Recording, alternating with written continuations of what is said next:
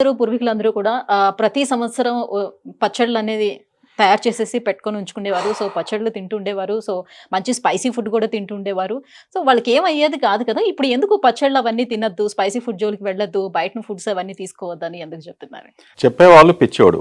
ఇటువంటి సందేశం మనం ప్రజలకి ఇలా ఇస్తుంటే, నేను చెప్పాను కదా ఇంతకుముందు, ఈ కన్ఫ్యూజన్లో ఈ మధ్యలో పాడ్కాస్ట్ బాగా ఎక్కువయ్యాయి.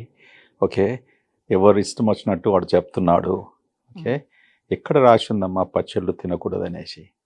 సరే, మీకు ఏమైనా జబ్బు ఉంటే, హార్ట్ ఫెయిలియర్ కండిషన్ ఉన్నప్పటికీ, బ్లడ్ ప్రెషర్ ఎక్కువగా ఉన్నప్పటికీ, కిడ్నీ ప్రాబ్లం ఉన్నప్పటికీ, సరే పచ్చడిలో ఏముంటుంది? ఎక్కువ కారము, ఉప్పు.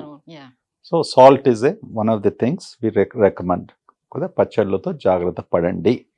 సో వాట్ ఈస్ ఉప్పు ఏం చేస్తుంది, ఈ కారం ఏం చేస్తుంది? It's a preservative. సో అందుకొరకు సంవత్సరానికి ఒక్కసారి మనము మామిడి పండ్ల సీజన్లో వెజిటబుల్స్ ప్లేస్కి వెళ్ళేసి, అది కూడా సీజన్ అప్పుడు ఆ టైంలో 2 months ఉండేది పికిల్స్ పెట్టడానికి.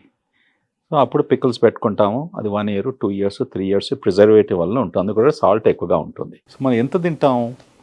ఇప్పుడు తినేవారు it's a small piece of this thing for a taste. So I don't know why they should restrict it.